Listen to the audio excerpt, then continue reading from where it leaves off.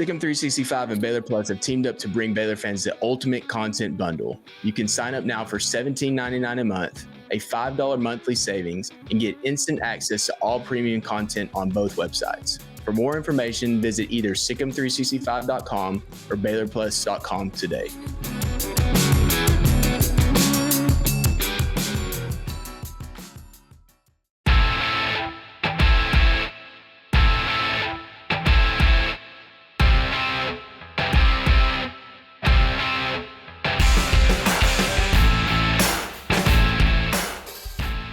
What's up, Baylor family? Welcome into Inside Baylor Sports, the official daily podcast of Baylor Athletics. It's Friday, September 20th. We will discuss Baylor's defensive keys against Colorado and give our game pick for this week. And that's what we're going to start talking about now is how does this Baylor team slow down a Colorado offense that has proven to be explosive for the last couple of years. They've had their struggles, obviously, but we know what type of talent that they have.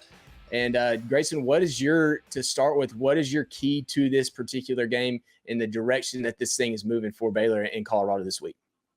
It's the pass rush. And I think that that's where you have to start. I know we're going to talk about the secondary, and obviously they're going to get challenged to another level, but pass rush is going to be key in this football game. Baylor hasn't really proven what they have as far as pass rushers right now. The matchups that they faced haven't really been conducive for a ton of pass rushing. You've played a bunch of teams who just want to run the football for the most part. So this is the first game where I think we're really going to get to see, okay, what is Baylor like trying to get after the quarterback? Or have they improved there from a year ago? By all indications this offseason, it was thought to be something that they had worked on a lot, something they had improved upon. And this comes from linebackers. This comes from the defensive line, the edge rushers. All of those positions are involved in this, but it's an area that they said they were going to improve on, and now they really have to show it because Colorado is susceptible to giving up high sack numbers. I know when we did our preview, a lot of people took offense to us saying that Baylor's defense line is closer to Nebraska's than it is the other two teams that they faced. But that's just the reality and the fact of the matter. It doesn't necessarily mean Baylor's defense line is close to Nebraska's or as good as Nebraska's, but it is much closer to that than the other two games that they've faced and played. And Baylor's got a lot of athletic guys like Garmin Randolph, Steve Linton, Jackie Marshall. You got Kendrick Simpkins, you got Keaton Thomas blitzing, lots of different options for Baylor. But if they can get after the quarterback, that's going to be a huge problem. We mentioned this as well in the preview, but they gave up 24 pressures against Nebraska and a whole bunch of sacks. And so if Baylor can get around the range of, 12 to 15 pressures, I think that's more than enough to make Shedeur Sanders uncomfortable and potentially allow the secondary a much easier time trying to cover all of their elite options at wideout. Yeah, and you spoke about the pressures, and Nebraska did a great job of converting those pressures into sacks. Colorado State also had 17 pressures, I believe it was, against Colorado State had 17 pressures against Colorado in their game. They just did not convert those to sacks. And you look to Colorado's last however many games against major programs in this particular offense under Deion Sanders. I know they've changed offensive coordinators, but against major programs, they have never given up less than 2 sacks in a game, and they've only given up 2 sacks one time. So it's always been 3 or more outside of one game against Arizona State, I believe it was. Might have been Arizona. And so they're giving up sacks. It's 2.67 right now.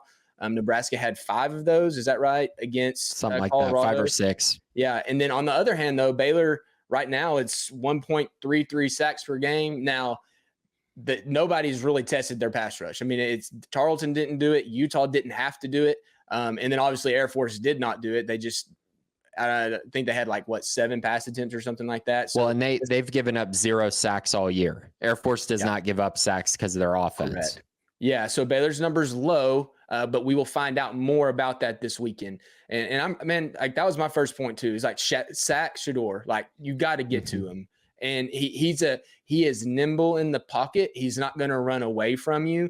And that's where it's how do you defend him? What do you do? Who is it Keaton Thomas that's kind of spying on him to an extent if they're showing they're not going to run the football?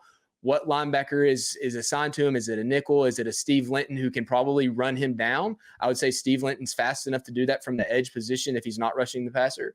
Baylor has some possibilities that they can use depending on what Colorado's doing. We know they want to go 5 wide sometimes. We know that they want to go, 11 or 10 personnel with no tight ends, 1 running back. But truthfully, like, they haven't shown an overcommitment to running the football. And so I think Baylor's game plan will be geared to saying, okay, we're going to play contain until you're ready to break the pocket. And then if you're breaking the pocket, we want to have the guys athletically to get you. Baylor just has to convert those. Colorado State did not convert them. South Dakota State did not convert them, but Nebraska did. Can Baylor be more like Nebraska than those other 2 teams? I think personnel-wise, yes. But we'll just have to see. They haven't shown they can do it this year. But you look at guys like Jackie Marshall, and the guys on the edge, Garmin Randolph, Steve Linton specifically, I think they're athletic enough to get to him if they make him sit in the pocket for a while. Correct. And I think the thing of it is that makes Shedeur so difficult is that a lot of times you're like, all right, just keep him in the pocket, keep quarterbacks in the pocket, but he's very comfortable in the pocket. There are other quarterbacks that love to get outside the pocket and they'll kill you running the ball or taking shots deep, but that's what makes him special. That's what makes him an NFL type guy, is that if you just let him sit in the pocket and you're not getting pressure, you're going to get killed. Like, you have to convert and get in the backfield when given those opportunities. I will also say, I mean, this is just a fact. I think Colorado's rushing offense might be the worst rushing offense Baylor has faced this year. I think you can make the argument, maybe Tarleton, but Tarleton's got a really good running back. And they're committed to running to the ball. Yeah. Colorado just has not been committed to doing it. Right. And so I think that's another factor to this. We can talk about pass rush all you want, but when you're pass rushing and you basically have zero thoughts of them running the football, or you don't feel like it's going to kill you, it provides a different mindset for a defensive lineman when it's just like, okay, I just need to get after the quarterback. I just need to find a way to create a pass rush. And if they run the football, so what? Our linebackers will be there, or we'll be able to snuff it out, because they haven't really shown to be consistent at that. I think that's a big part of why Colorado has struggled at times, because it's very predictable.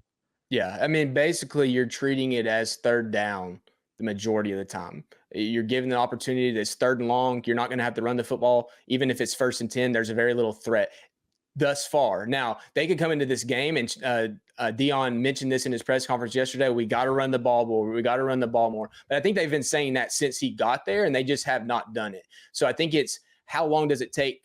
And this goes into my second point, not to cut in line, but let Colorado make themselves one-dimensional. And so they might talk about wanting to run the football, but don't overcommit until they do it. So let them throw into coverage. Let them make plays into coverage. Eliminate the big plays. Just take the big plays off the top from the beginning. If you eliminate that, then force them to run the football. Because if you're picking the lesser of 2 evils, you would much rather them say, hey, we're going to run with our running backs against an even or a light box, rather than you bring everybody up to the line and they're thrown over the top of you. Because not a lot of teams, or any teams, can match up with their skill set. So if you let Colorado become one-dimensional on their own in terms of passing, then play to it. But force them to make you make adjustments, because as soon as they make you make adjustments, they're getting away from their game plan and what they truly want to do. Right. And I mean, it's not for lack of trying. I mean, they're averaging 21 rushes a game. It's not like they haven't tried to run the football. It's just they're also averaging 2.9 yards per carry. And that number is skewed because they just ran for 5.7 against a horrific Colorado State team. So really, it's even worse than that. It's somewhere around like 2 yards per carry is what they're running for. So it's been really bad. And I just frankly don't think that Baylor's going to respect that until they show them that they can really run the football. And if they do, then I think Baylor's probably going to be in trouble. If Colorado comes out here and runs for like 120 yards, that's going to be a bit of a problem. But I kind of don't expect that in the way these two teams have played. I don't think anyone really expects Colorado to be able to run the ball consistently. And so, yeah, they need to find a way to make them one-dimensional, because the teams that have success against Colorado, they do that. They make them throw the football a ton against tough formations and tough coverages, and they put them in 3rd and long situations. Yeah, just in my mind, just don't let them become a passing team because they're going to say they're going to run the football. Make them prove that they're going to run the football before you adjust to it. And I would never expect Coach Aranda to do that, but you never know. I mean, you might get out there and Baylor says, we're going to bring heavy pass rush, run blitzes to try to make pressure, and then it creates vulnerabilities on the outside. I just think you just sit back and let that offense play into your hands until they prove that we're going to have to run the football because there's no other way to do it. Nothing has shown me otherwise that they're going to come out and run the football. And especially if Dallin Hayden's out, their number one running back. They've had some other guys that's had decent success, but if he's out again, he missed last week. So if he plays, he's probably not 100% healthy. But if he doesn't play, then obviously they're down their best running back at this juncture. So I'm curious to see what direction that goes.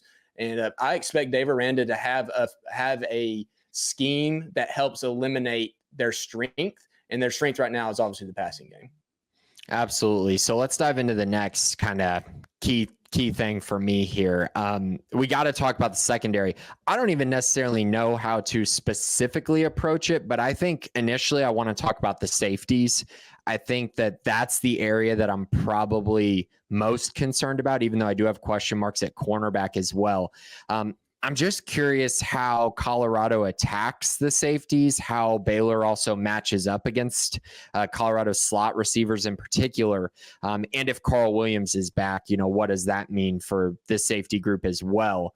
Devin Bobby and Devin Lemire have had really good moments. And then they've also had moments where they've struggled. And, part of that has been what happened up front. Last year, Baylor's star position was so bad that I think it left those two guys, left them out to dry at times. And so I think this year and this particular matchup is really going to be important for us to figure out, okay, what does Baylor have back there at safety? How much have these guys developed? How much more comfortable are they in this system?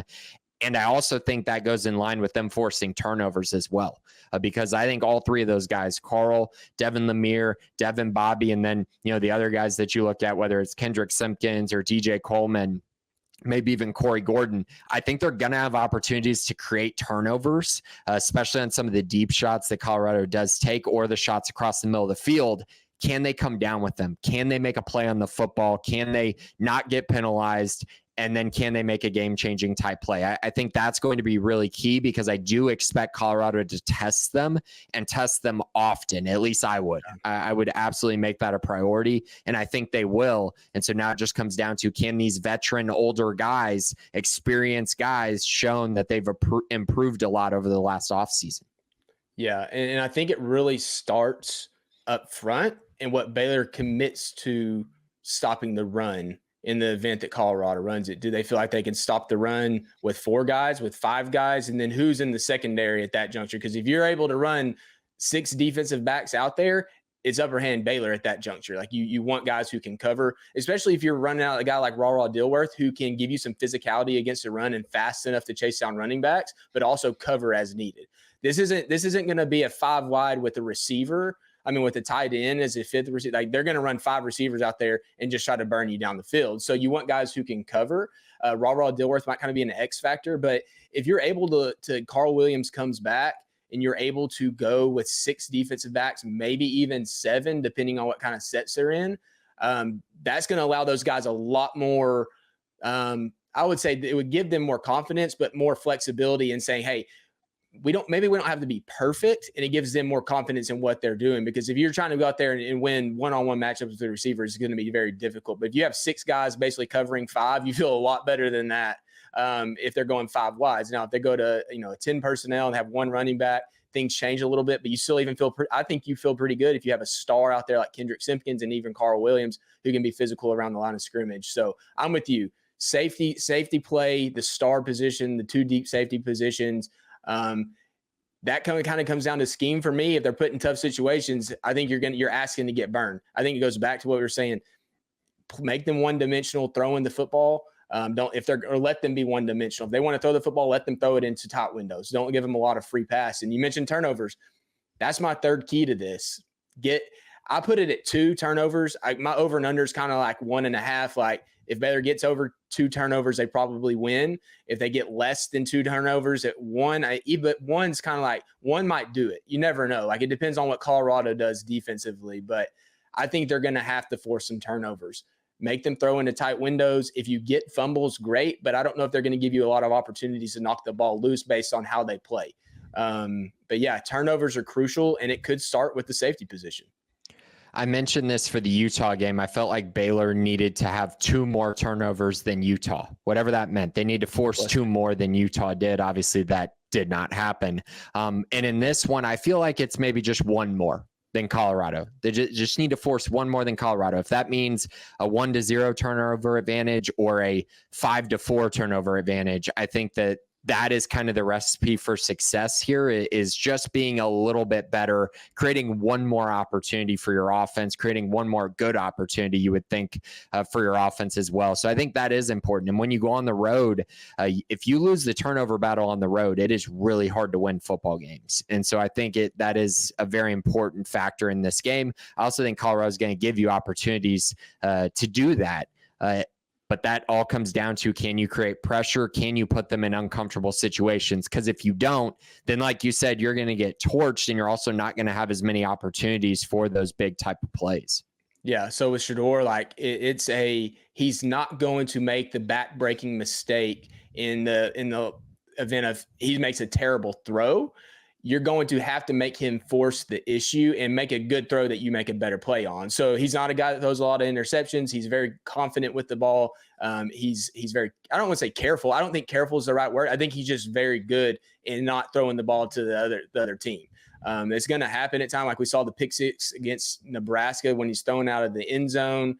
But in general, like, he doesn't make a lot of mistakes. Like, even in that first game, his interception was a ball that hit off the receiver's foot and popped up into the end zone, and they make a play on it. And that kept the game close. But that's what this comes down to. It's like, if you can force him into making one, not necessarily a mistake, but tough throw that you take advantage of, that's huge. I mean, that could change the entire complexion of this game, especially if Baylor on the offensive side of the ball is able to run the ball and say, hey, we get a turnover. Now let's go drive this for 6 minutes down the field.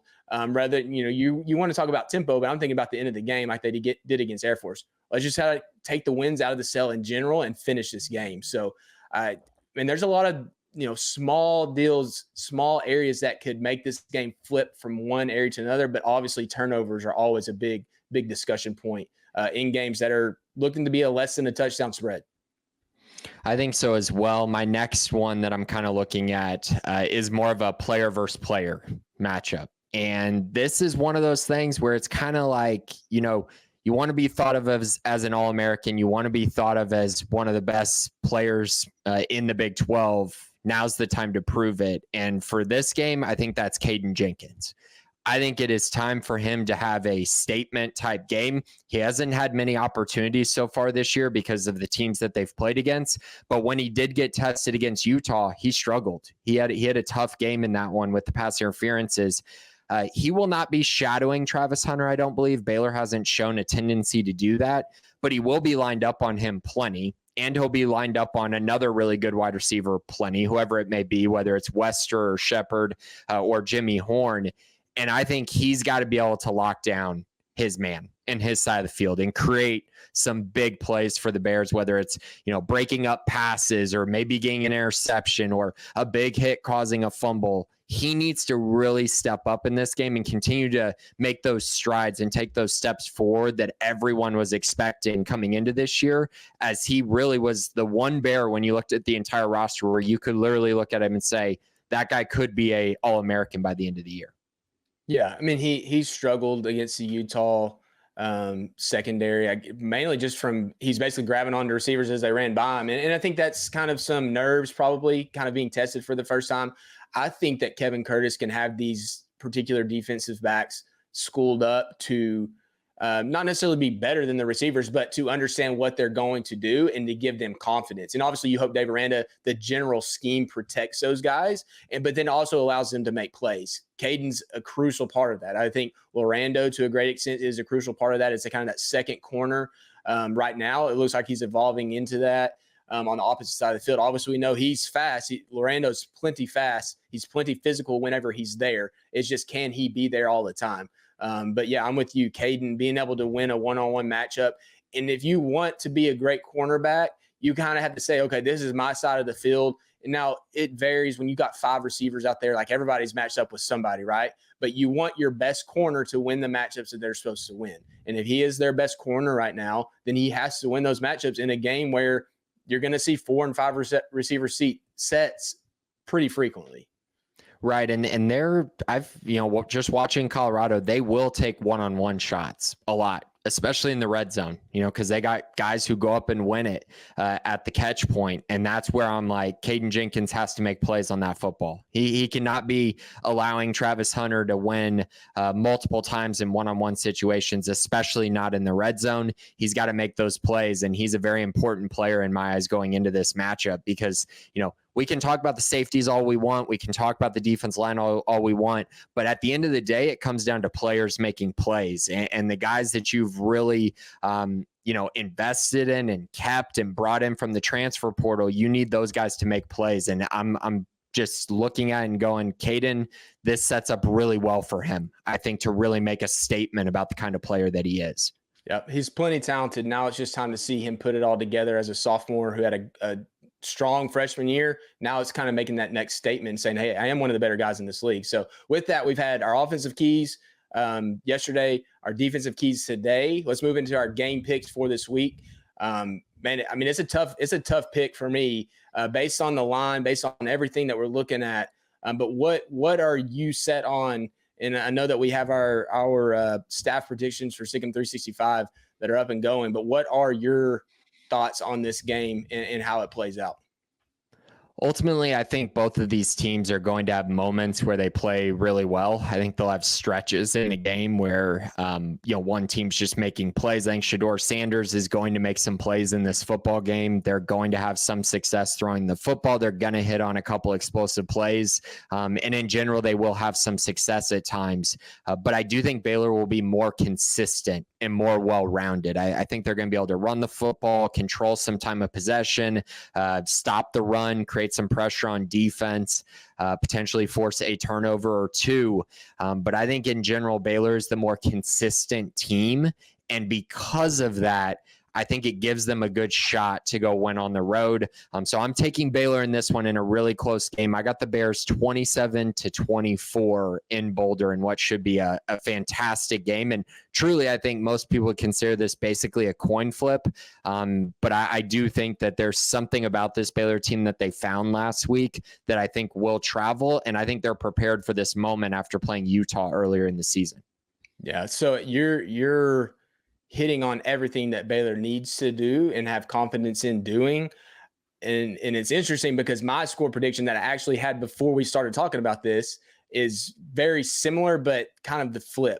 I think that Baylor has the ability to do the things it needs to win. I don't know if they get it done just because the secondary to this juncture has not been tested and we don't know for sure. So when you're looking at Colorado and what they have done to lose games, it's usually the ball control is not there. The ball control for the other team is there and keeping the ball away. I don't know if Baylor is going to be – I think they're going to score points. I don't know if they're going to be able to control the ball to take it out of Colorado's hands enough. That means to me that Colorado is going to score enough points to win this game. And I think that it's going to be close. I mean, I think that there's enough deficiencies that can be taken advantage of on both sides of the ball that it can make this game close. If Baylor's going to win this, I think it comes down to special teams making the field long for Colorado pretty consistently when they're not scoring the ball.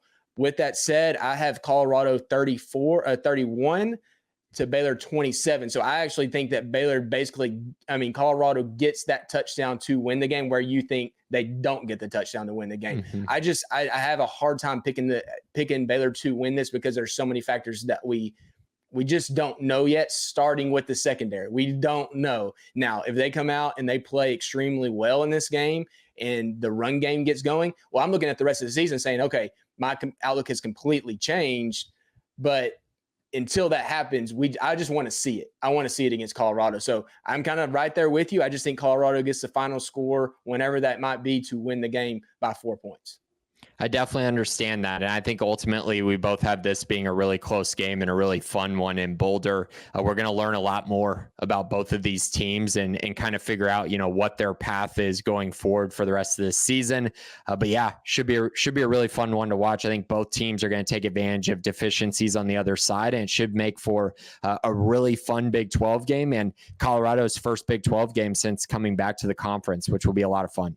Yeah, and it's been cool to see all the Colorado fans interacting with our videos this week. And we encourage all of you to not only tune in here, but come to Sikkim 365, even if it's on the free board, or sign up for a trial. You can sign up for $1 and come chat about the games. And that'll be a lot of fun to visit with you guys. And obviously a lot of Baylor fans to interact with over there as well. So, but all right, Baylor family and all Colorado fans, thank you for tuning into today's episode of Inside Baylor Sports, the official daily podcast of Baylor Athletics.